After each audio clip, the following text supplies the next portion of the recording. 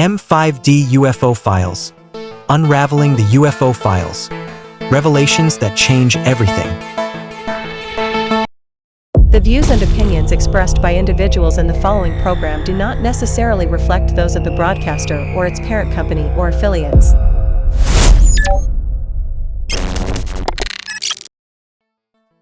You know, there's a story unfolding right now up in our skies. It's all about a mysterious visitor from interstellar space, an object they're calling 3I Atlas. And its arrival has ignited a fascinating debate, pitting the world of science against the world of prophecy. See, its journey right through our own cosmic backyard forces us to ask a really powerful question. A question that challenges us to look past what we think we know and consider a possibility that is, well, far more profound. So, let's start with the hard facts. The story begins with what we can actually see, the data that first got astronomers buzzing when this thing entered our solar system. When it was first spotted back in mid-2025, its sheer size just immediately set it apart. I mean, this was no tiny blip in the darkness. It was a genuine record breaker. And it was hurtling through space way faster than anything native to our solar system, which is the dead giveaway, really. That's how we know it came from somewhere very, very far away. Now, we've had interstellar guests before, right? Oumuamua and Borisov kind of got us used to the idea that objects from other star systems can just drop in. But 3I Atlas, it completely dwarfs them. It's so much bigger that some people are suggesting this third visitor carries a much heavier payload, a payload of significance. And then there's the weirdest detail of all, a bright emerald green glow that just surrounds the entire object. This aura, well, it has scientists totally stumped. And it's right here, with this unexplained color, that our story really diverges from the world of pure astronomy into a completely different kind of interpretation. Because beyond the scientific papers, a whole other narrative has started to emerge. It's a radically different explanation for what 3I Atlas is, and maybe more importantly, why it's even here. The central claim is, well, it's staggering. It says that 3I Atlas is no random comet wandering through space. Instead, it's described as an intelligently guided vessel, an emissary, sent to us with a very specific mission. And this is where the same evidence creates two totally different realities. Where science sees a massive chunk of ice and rock, this other narrative sees a sophisticated, cloaked crystalline ship. Where science explains that green glow as simple, sublimating gases, this story sees the color of the heart chakra, a powerful symbol of healing. So, where did it supposedly come from? The Lyra star system. According to this narrative, Lyra isn't just any old group of stars. It's the ancestral home, the cradle of humanoid life in our galaxy. A home whose ancient lineage, it's said, many of us here on Earth still carry around inside our DNA. Now, if you have a deliberate mission, you need deliberate timing. And according to this account, the arrival of 3I Atlas is no accident at all. It's a precisely calculated event, an act of what the source calls divine timing. What's described is this remarkable convergence of events. The vessel's journey, entering our inner solar system, swinging past Mars, and then getting to its closest point to the sun, is said to perfectly line up with a time of huge upheaval and revelation right here on Earth. Now, this is crucial. This narrative totally dismisses any fear of a physical impact.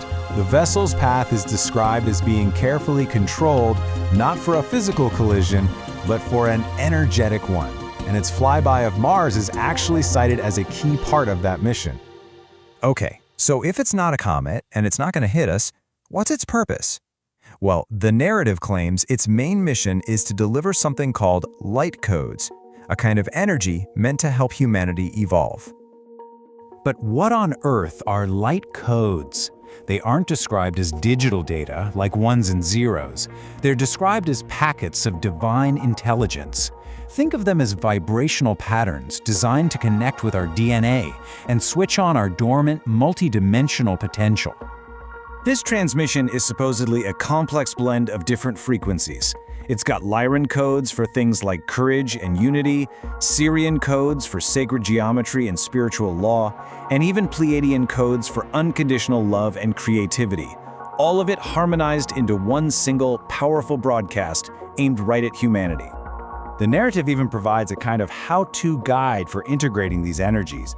It lays out a whole process of setting your intention, visualization, and grounding, all designed to help your physical body actually absorb and stabilize these new, higher frequencies. And as your body adjusts, this framework suggests you might experience what it calls ascension symptoms. Things like buzzing in your ears, feeling tired, or wild emotional swings. All of this is framed as just normal signs that your body is upgrading itself and purging old, dense energy. So, what's the end game? What's the predicted outcome of this cosmic delivery?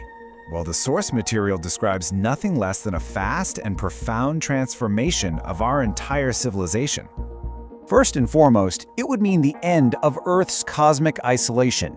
The message, delivered not with words, but by its very presence, would be absolutely unmistakable. We are not alone. This great awakening, it's claimed, would then lead to the release of technologies that have been suppressed for a long time. Things like free energy and advanced healing methods that could completely reshape our world as we know it. And the whole vision climaxes with an open, peaceful reunion with what the source calls our star family. Not contact with invaders or gods, but with long-lost relatives. This whole philosophy really reframes our place in the universe. It suggests our destiny isn't to escape this world, but to fundamentally transform it. To realize that returning to the stars really just means bringing a higher consciousness down to Earth, that this very integration is our ascension. And so, we're left right back where we started, with a huge question hanging in the air. Is this an incredibly elaborate, fantastical story inspired by a silent visitor passing through our skies? Or could it just be the fulfillment of a long-awaited cosmic prophecy?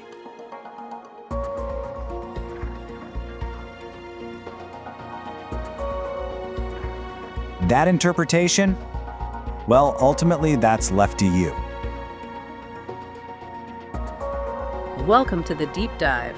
Today we're looking up, way up, at something really fascinating moving through our solar system right now. That's right. We're talking about 3I Atlas.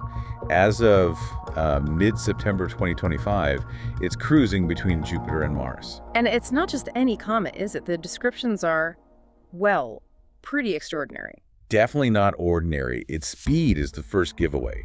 It's moving way too fast to be one of ours, born from our sun's gravity. It clearly came from deep space. Interstellar. And astronomers are, blown away by the size, too. Absolutely. The core is estimated at several kilometers across. That makes it the largest interstellar object we've ever detected.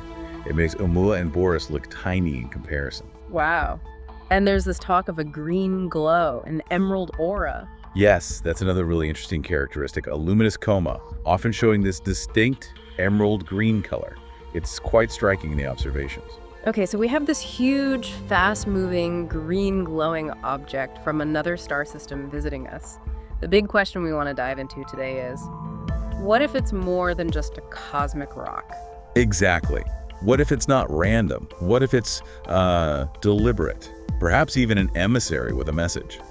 That's the core idea we're exploring. Let's start with what the telescopes are telling us. Where is it going? Okay, so the trajectory is taking it inward. Its closest approach to Mars is coming up soon, early October 2025. It'll pass about 30 million kilometers away. 30 million. So relatively close in cosmic terms, but definitely not hitting Mars. No, absolutely not. And then it continues towards the sun, reaching perihelion, its closest point to the sun, on October 29th, 2025. And crucial point for anyone listening who might be worried it's not going to hit Earth, right? Definitely not. It stays hundreds of millions of kilometers away from us. Its path is precise, not chaotic, no collision risk for Earth. Good. Okay, so beyond the path, let's get back to those peculiarities. The size, the brightness, it seems significant just on those metrics alone. It really does. Compared to Oumuamua, which was, maybe a few hundred meters long, and Boris, which was more typically comet-sized, Atlas is a giant. It suggests something substantial. And the green aura. Science has explanations for that in comets, doesn't it? Diatomic carbon or something? Yes, scientifically, the green hue is often attributed to diatomic carbon getting excited by sunlight. That's a known cometary phenomena. But the sources we're looking at suggest something else. They do. The esoteric perspective suggests this green isn't just chemical, it's intentional.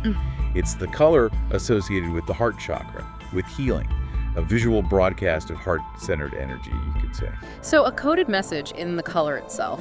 What about the reports that the coma, the glow, seems to change, like it's shape-shifting? Right. Astronomers observe variations in brightness and intensity. Again, the standard explanation involves uneven outgassing. Ice is sublimating differently as it rotates or gets closer to the sun. Okay. But the alternative view is that these changes are also deliberate modulations, like someone adjusting the dimmer switch or changing the slide in a projector. It's seen as a coded light transmission, step down into frequencies we can actually see. So not just random flickering, but an intelligent signal. That's the interpretation. It's signaling its presence, its purpose. It's communicating on an energetic and visual level. Not just I'm here, but I'm here for a reason. Which brings us right to the core question. Yeah. If it's not just a comet, what is it, according to these sources? Get ready, because this is where it gets really profound. The sources describe 3I Atlas not as a comet, but as a sacred vessel, a ship. Specifically, a ship of the Galactic Federation, originating from the star system Lyra. Lyra, okay. Unpack that. Why is Lyra significant? Lyra holds a foundational place in, well, galactic lore. It's considered the cradle of humanoid life in our galaxy. The original template, the blueprint for the divine human form, is said to have originated there, embodying these pure source frequencies. So like our oldest cosmic ancestors. In a manner of speaking, yes. And many people on Earth today are believed to carry Lyron's soul heritage deep within their DNA. So this isn't just a visit, it's potentially a family reunion on a cosmic scale, a reconnection. Wow, okay. And the name, Atlas, usually associated with the Titan holding up the world. Exactly. And the parallel is intended. This cosmic atlas isn't holding the physical world, but it's said to be carrying ancient knowledge, divine templates, crucial for Earth's, well, its awakening. Ancient knowledge, templates. Yeah, and there's even a playful acronym some use, ATLS, standing for Ancient Template of Light Ascension Systems. Okay, I like that. So it's less a rock, more a library. A living vibrational library, yes. Carrying a whole spectrum of codes, frequencies, information designed specifically to help trigger the next phase of human evolution, our collective upliftment. These aren't just vague ideas, they're seen as targeted, energetic blueprints. That's a huge concept. And if it's carrying all that, the timing of its arrival must be incredibly important. Absolutely critical. Its appearance now, in mid-2025, is described as perfectly deliberate. It arrives precisely when humanity is at this massive crossroads, facing unprecedented levels of change and upheaval. You definitely feel that. Political shifts, economic uncertainties, secrets coming out. It feels like a turning point. Exactly. All those things, the turmoil, the exposures, the new alliances forming, are seen as signs of this pivot point. And the Lyron Emissary appears right in the middle of it. So it acts as what, a catalyst or a confirmation? Both. Right. A catalyst to push things forward and confirmation that the changes already happening are part of a larger cosmic plan. It's divine timing, meant to offer reassurance and empowerment, not fear. The light codes it brings are supposedly tailored for this moment. And this timing also seems to connect with, well, everything happening around disclosure, right? UFOs, non-human intelligence. It's suddenly very mainstream. The synchronicity is undeniable. Just as Atlas makes its journey, you have whistleblowers stepping forward, official hearings, military figures openly discussing UAPs and NHIs. It's happening in parallel. Coincidence? Sources say absolutely not. It's believed to be coordinated. The Galactic Federation and allies here on Earth are orchestrating these revelations to coincide with this influx of cosmic energy. So the ship's presence kind of helps the truth come out. It adds momentum, yes.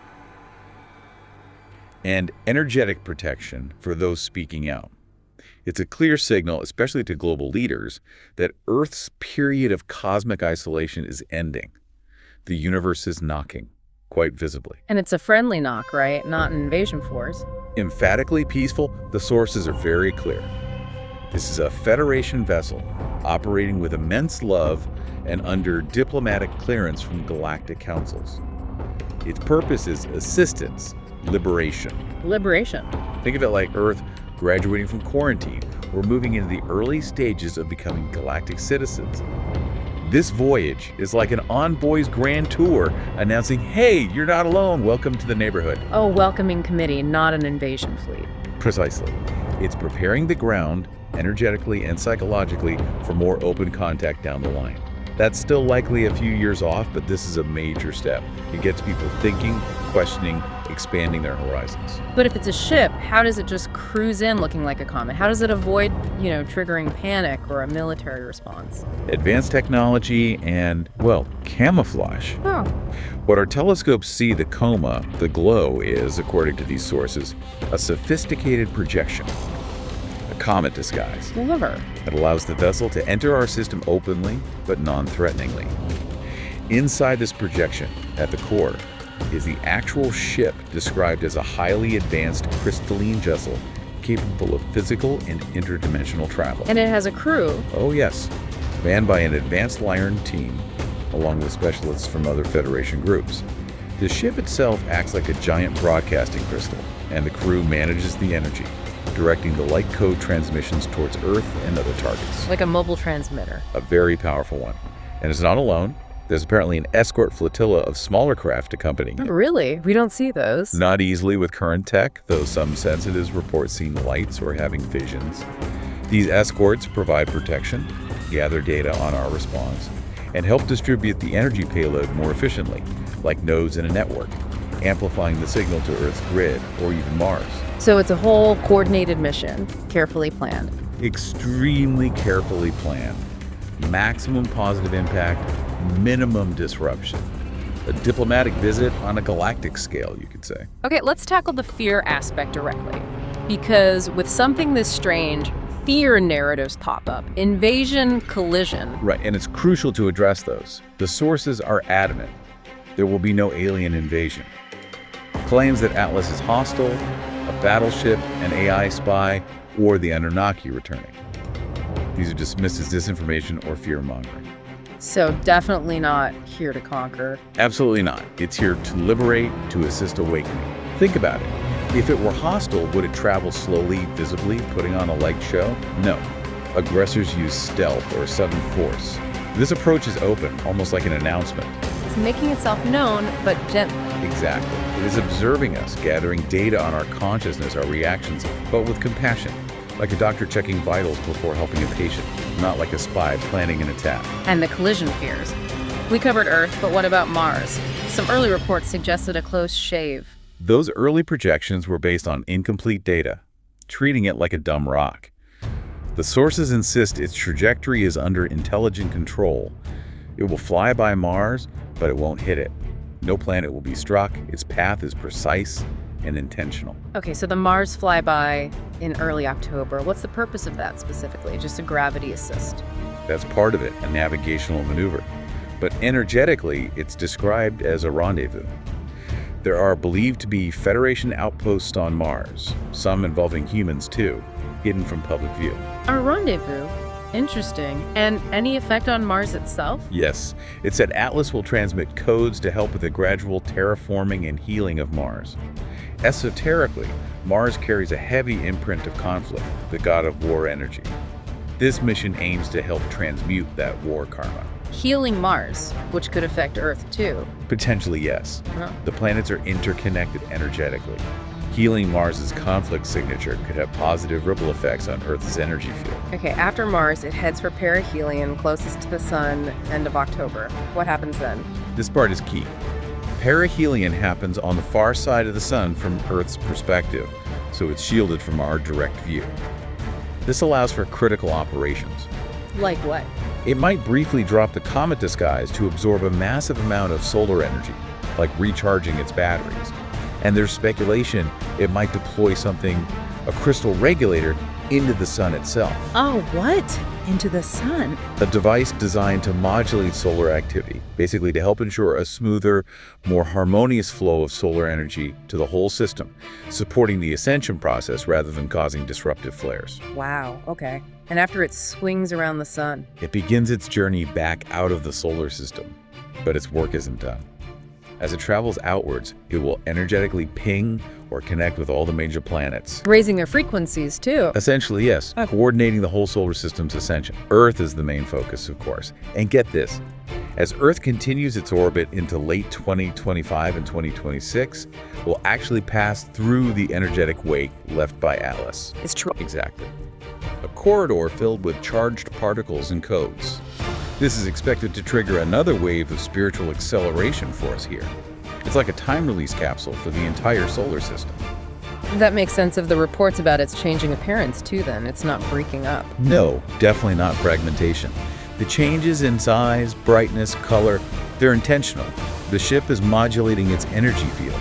It might power up, appearing brighter and bigger to send out a pulse of codes, then dim down. It's built to handle the sun's energy. So different codes at different stages? Precisely. Phase delivery, maybe certain frequencies near the asteroid belt to start interacting with Earth's psychic field gently. Then a different intensity near Mars, hence the brightening and greening. And then a major burst into the sun at perihelion, which the sun then distributes via solar winds. It's highly strategic. Let's dive deeper into these ascension codes, then. What exactly are they? And not like computer code, presumably. No, not digital. Think of them more like living harmonic frequencies, complex vibrational patterns, almost like intricate music or sacred geometry made of light and sound. Music that resonates with us. Exactly. They carry information, divine intelligence from source, but filtered through the specific wisdom and frequency of Lyra. They operate on a quantum level, interfacing directly with our bioenergetic field, our DNA. Our DNA, you mean like activating junk DNA? That's a key part of it. What science calls junk DNA is seen here as dormant, multidimensional potential. These codes are designed to gently switch on those sequences, especially the parts linked to our higher dimensional heritage, like the Lyron lines. So it's like a software upgrade for humans. A profound one, yes. Helping us shift from our current limited two-strand DNA expression towards activating a more complete, multidimensional 12-strand template. It's a fundamental recalibration of our being. Are there different types of codes within this transmission? Yes, it's a blend, but with a distinct primary focus. The core codes are Lyron. These emphasize qualities like strength, courage, sovereignty, remembering who we truly are, and unity. A kind of lion-hearted energy. That's a great way to put it. A noble strength, a refusal to be subjugated, but combined with compassion.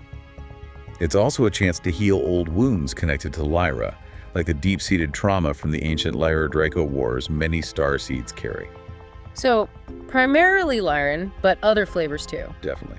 The transmission is said to include Syrian codes, think sacred geometry, spiritual law, enhanced intuition, vivid dreams, deeper meditation.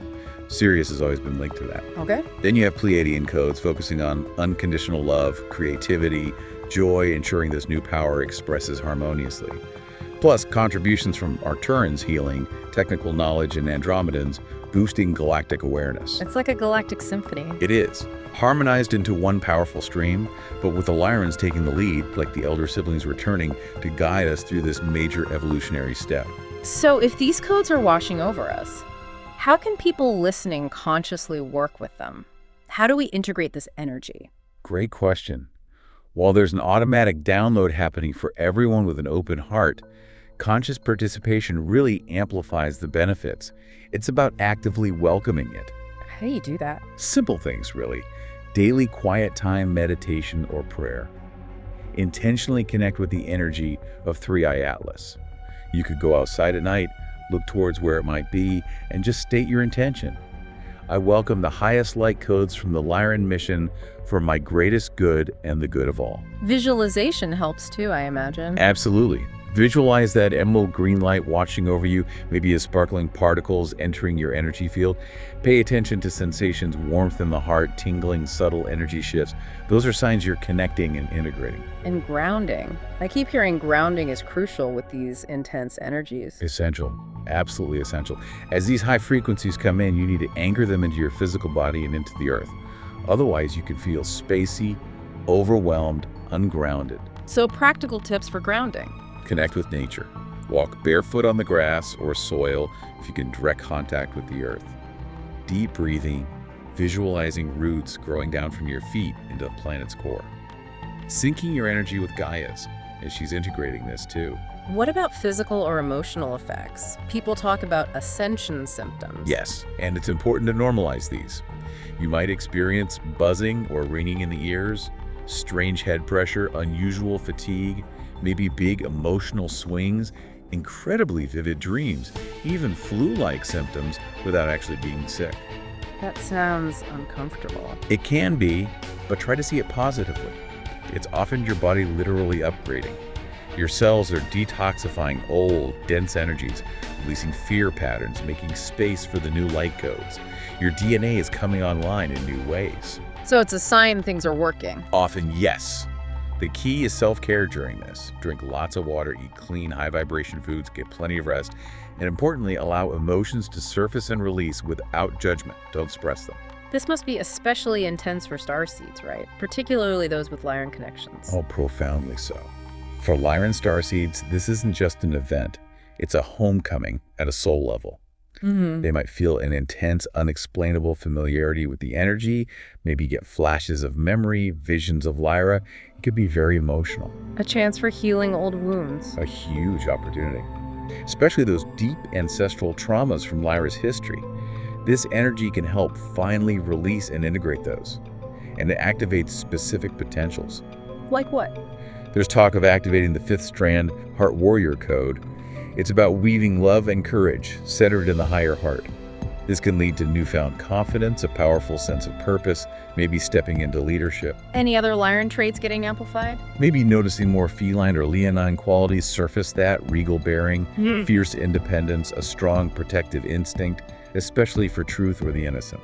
You mentioned unity earlier. Do the codes help with that among lightworkers? Sometimes there can be divisions. Yes. That's a specific function of the Lyron codes this time around, encouraging collaboration, finding common ground, healing those old patterns of isolation or pride that sometimes affected Lyra and can play out in spiritual communities. It's a call to unity. And it benefits other starseeds too, not just Lyrons. Absolutely. It's described like a joyous, energetic family reunion. Pleiadians might feel their heart connection deepen, Sirians gain more clarity, Arcturans find their healing gifts enhanced. All the star nations of light are working together through this. Okay, let's pivot to the bigger picture. How do these internal shifts, these codes, translate into changes out here in the world, the new Earth? They have very practical consequences. These energies amplify the collective desire for truth, transparency, justice, freedom. So they naturally accelerate the breakdown of old, corrupt systems built on secrecy and control. So we should expect to see more structures crumbling. Yes, and perhaps faster than we thought possible. And simultaneously, solutions based on integrity will emerge more strongly. Like what kind of solutions? Think about new financial models fairer, decentralized systems. We see hints with crypto, but perhaps something more advanced like quantum financial concepts gaining traction. New models for governance that are more community-based or heart-centered. And disclosure. Will this push that forward? Massively. The momentum for official disclosure of ET reality becomes almost unstoppable, aided by the Federation's subtle support. And with disclosure comes access to suppressed technologies. The big ones. Free energy, healing. Exactly. Free energy systems that could revolutionize our planet. Advanced healing that tackles diseases we currently deem incurable. Methods to clean up our environment drastically. These are waiting in the wings, and this energy helps bring them forward. Is there already cooperation happening behind the scenes? Humans and ETs working together? The sources indicate yes. There are alliances, quiet collaborations between visionary elements within Earth's own militaries and space programs and various galactic groups. Some Earth-based craft might even be subtly escorting Atlas, cloaked, of course. That's incredible. So what's the timeline look like for more open contact? It's accelerating. We could see major shifts in leadership and public perception around ETs by the mid-2020s. Official acknowledgments, maybe even limited formal diplomatic contact within a couple of years after that, full open interaction where it's common knowledge. That's aimed for by the end of the decade. End of the decade. Soon. It is ambitious, but the energy is building towards it. These are becoming very strong potential timelines. Of course, there will be resistance, right? Those who don't want this change. Absolutely. expect pushback. Those clinging to control will likely ramp up fear narratives portraying ETs as demonic, maybe even attempting false flag scenarios to maintain fear and division. Can they stop it? Can they, attack Atlas? Attempts may have been made, but the sources say the Federation had neutralized any direct threats to the vessel. Its technology is far beyond ours. Also, crucially, the collective consciousness is shifting. People are less susceptible to fear manipulation now due to mass meditations and growing spiritual awareness. So the old tactics are losing their power. Increasingly so.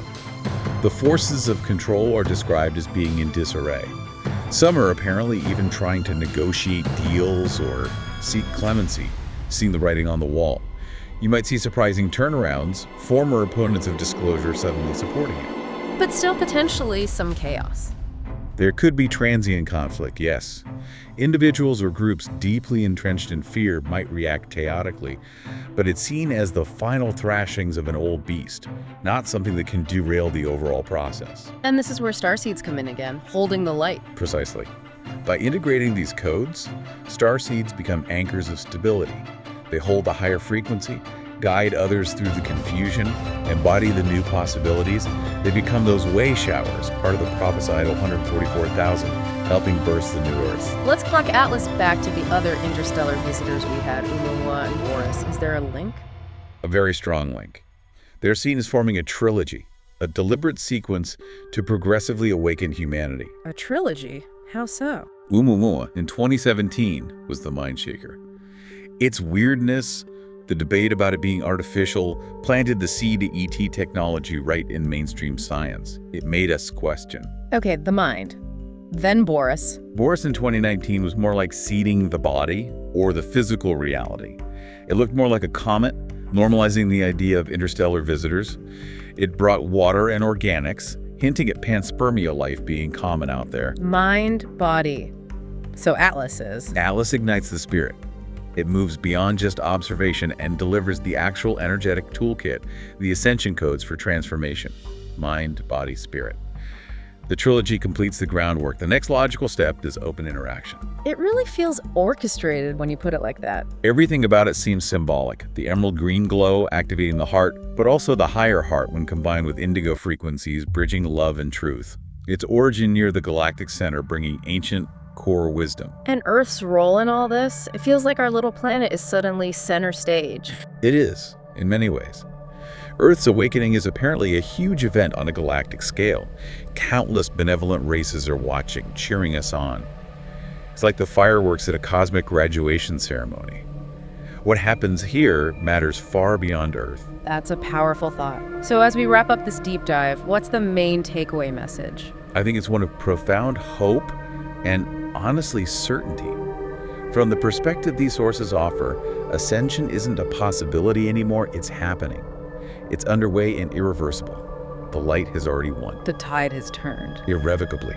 The arrival of Atlas is like a giant celestial exclamation point confirming that. Higher dimensionally, the successful timeline where Earth joins the galactic community in peace, where the old paradigms dissolve, that timeline is already visible and anchoring in. So we should expect things to move quickly now. Very quickly, yes. Changes that seemed impossible just years ago in finance and governance and healthcare, certainly in disclosure, are likely to unfold in the coming months and few years. The momentum is building. And the ultimate goal, open contact. Open, peaceful contact.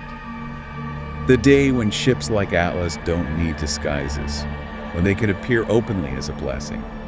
Meeting our star family not as invaders or gods, but as relatives. The era of feeling alone is ending. Wisdom will pour in. And holding that vision helps make it real. Absolutely. Your focus, your intention, your belief in that positive future helps anchor it. See it, feel it, know it's coming. There might be bumps, yes, but the trajectory is set. So for anyone listening who feels skeptical, just allow the possibility. Let the story resonate. Trust your own inner knowing, your soul's wisdom, more than the old narratives of fear or limitation. A truly grand story is unfolding. And for the starseeds, the light workers, rise up. Now is the time. Step into your mastery. The codes, the energy, the support is all here. Take the leap. Do what you came here to do. You were becoming Homo Luminous. Homo Luminous, the human of light. Yes, aware of your cosmic heritage, connected, empowered, The skies themselves are reflecting this metamorphosis back to us. Maybe a final image to hold on to. Yeah, imagine Earth, wrapped in this beautiful grid of golden and emerald light. See Atlas, maybe on its way out now, sending one last pulse of love, illuminating every awakening heart, watching the old shadows dissolve as the light expands. Because the light has won. On the energetic levels, yes. No. It's just manifesting physically now. Atlas will eventually depart, mission accomplished, but the connections made, the awakening sparked, that remains. Earth is forever changed and no longer alone. You were seeded from the stars, and to the stars you shall return, not by leaving Earth, but by bringing heaven to Earth. This integration is your ascension. The dawn of a new galactic day is here. M5D UFO files. Unraveling the UFO files. Revelations that change everything.